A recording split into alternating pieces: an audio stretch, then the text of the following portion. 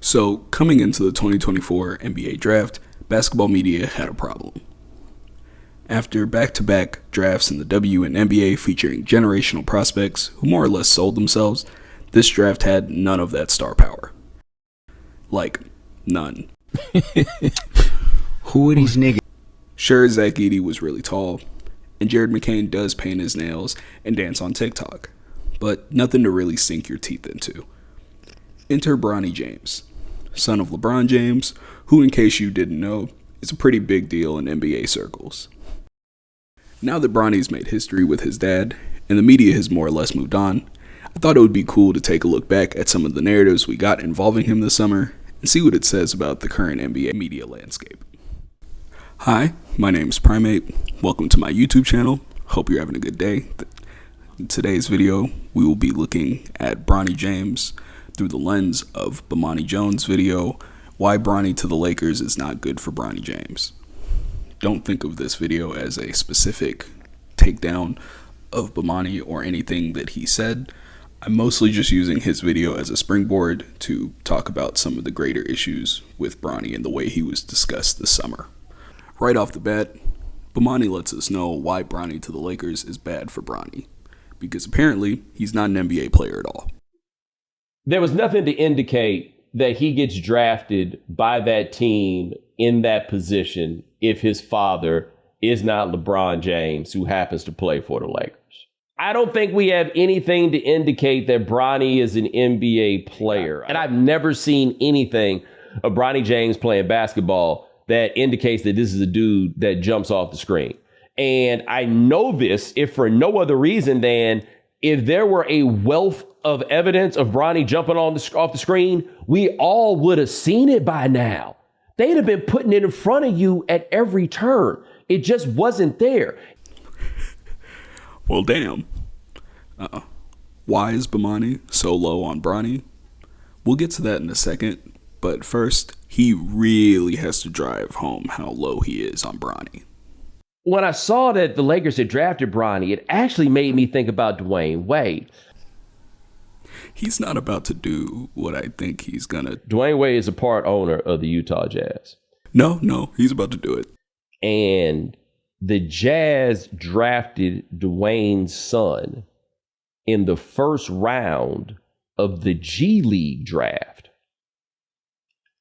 It was an obvious display of nepotism.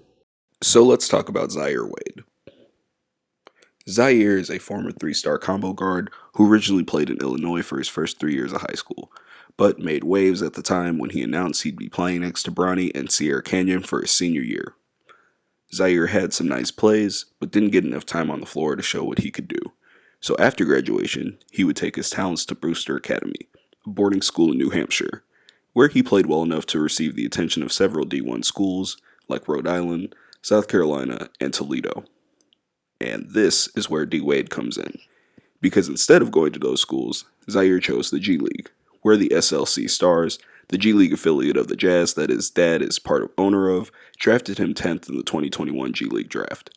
Now, I think with his talent and a little bit of progression, Zaire could have eventually found his way to the G League without his dad's input, but I think I'll agree with Bomani's general point that this was nepotism, if only because I don't think a similar prospect without the same connections would have gotten a similar chance.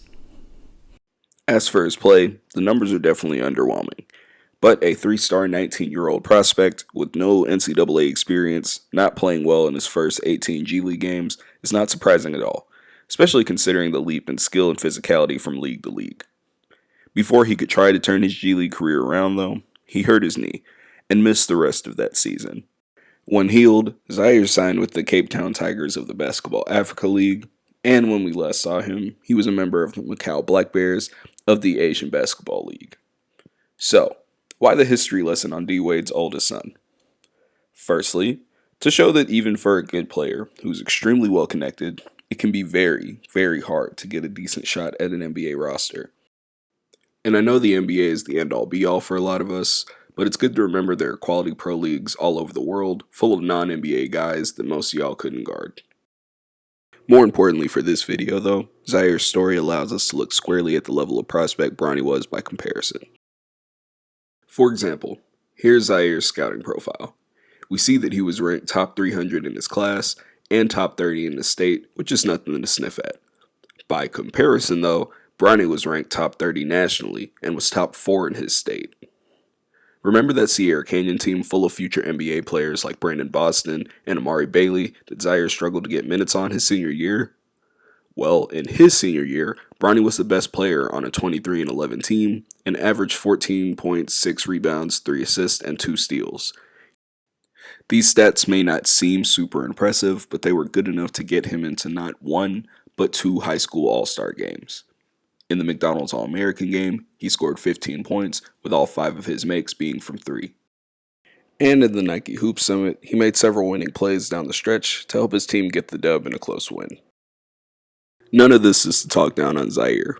If the worst thing people can say about you by 22 is that you love your family openly and played basketball professionally in 3 continents, I think you're doing really well for yourself. And who knows what the future holds for him. With that said, though, there was just a really clear gap in how good these guys were as prospects. Bo using the same time he could have used to mention Bronny's accolades to talk about Zaire feels a lot like burying the lead. Bronny was courted by several high-caliber schools like Oregon and Ohio State, but ultimately decided to stay in-state as a USC Trojan. Unfortunately, though, a few months later while practicing for the upcoming season, Bronny would suffer cardiac arrest, which we later found out was due to a heart defect. Despite all this, Bronny missed just 8 games before making his debut in December. So, let's be very honest. These numbers are not good. At all. But it isn't all bad news. Bronny has never had his dad's size or creativity with the ball, but he definitely inherited some of that athleticism. He used it just like he did in high school to pester ball handlers, jump passing lanes, and make plays in transition on both ends of the floor. Offensively, it was a mixed bag. He was a willing and able passer who showed great vision, timing, and awareness on his reads, but his handle was far too limited to take advantage of that in any significant way offensively. That lack of handle meant he struggled to create separation on drives, and while he was athletic enough to get to the paint, he lacked the touch to finish there consistently. With these weaknesses in mind, Bronny will have to be a good shooter at the next level to see the floor. So let's talk about that. The good, his form is smooth and repeatable, both off the catch and on the move. And he shoots an easy ball and looks mechanically sound, whether he's in the mid-range or far behind the line. The bad, he wasn't very efficient as a jump shooter by any stretch and was incredibly inaccurate off the catch from 3 during his year at USC. So I get the Trojans weren't a very good team, and there are definitely clear weaknesses in Bronny's game that his numbers show, but trying to pretend that somebody isn't an NBA player just because... You can throw out whatever Bronny's stats were in college. I think it was like 4 point something points a game and all of that stuff. Like, you can put all that out there. Okay. You can find other people that have averaged similar numbers and gotten drafted. I think Peyton Watson was at UCLA. He went in the draft and he got drafted in the first round with numbers about the same as Bronny. I get it. So now I'm just really confused. Bomani's sure that Bronny isn't an NBA player because he never saw it. Fine, that's his opinion. But he didn't bring up Bronny being one of the best players in his high school class, nor did he bring up the cardiac arrest and heart defect, and when he did bring up the numbers from college, he was willing to agree that they aren't always indicative of what a player is capable of in the NBA, and even found an example in former UCLA Bruin and current Denver Nugget Peyton Watson, who heard his name called at the end of the first round, despite only averaging 3 points and 3 rebounds in college. So why is he so sure Bronny doesn't belong? In short. But Peyton Watson is not 6'1" and change. If you 6'1" and something, you gotta have it, man. Because this league is not made for dudes that height, right?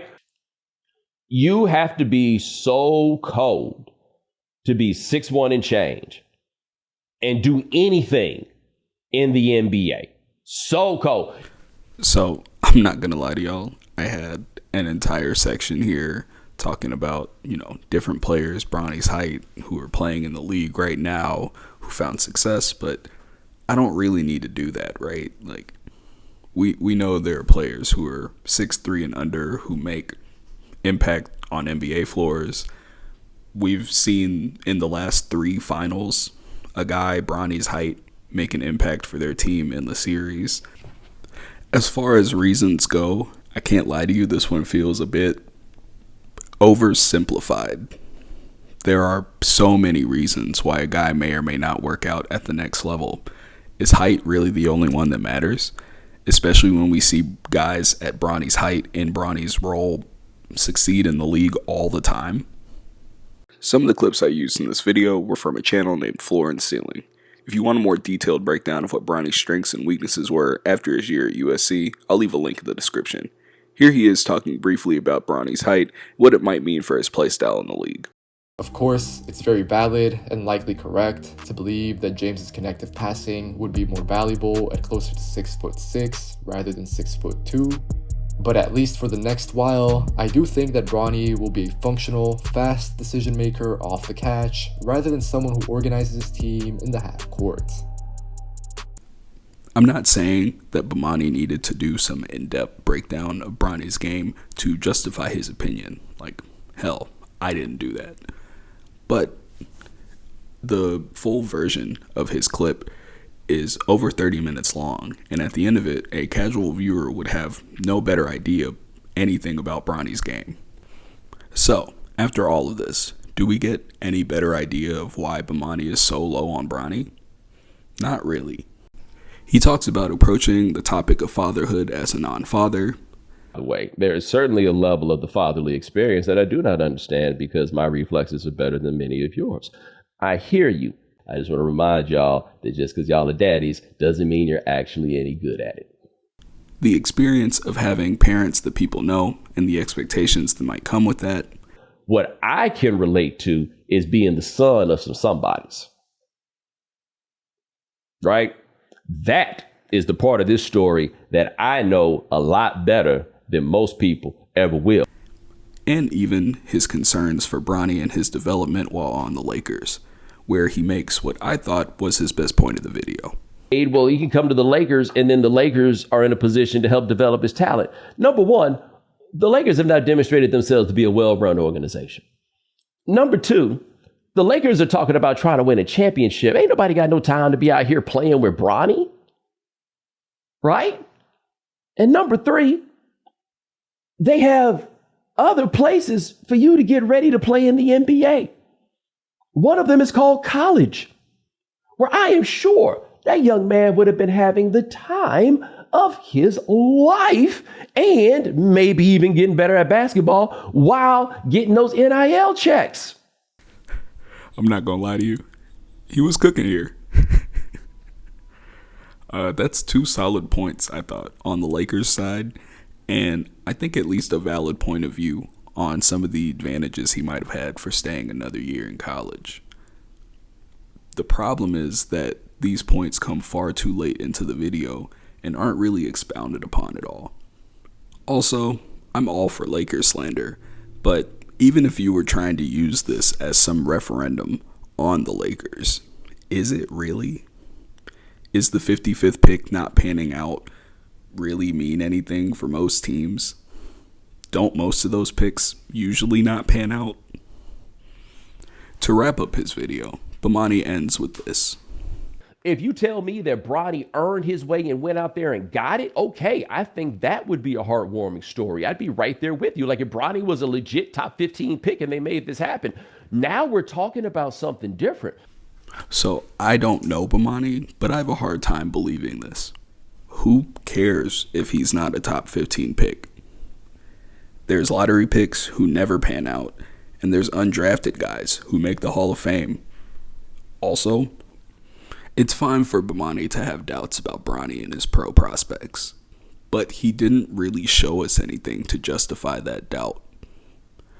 All of the things that we talked about in this video here, like Zaire or Bronny's high school accolades or his scouting report from college, were details I brought here for this video.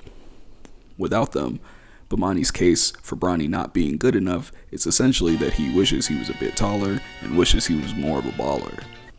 Which brings us to the real point of this video. Pessimism. It's worked its way into how we talk about prospects, stars, teams, legends, everybody. Nobody's safe from it. But if we're pessimistic about everything that we watch, where does that leave any room for the love of the game?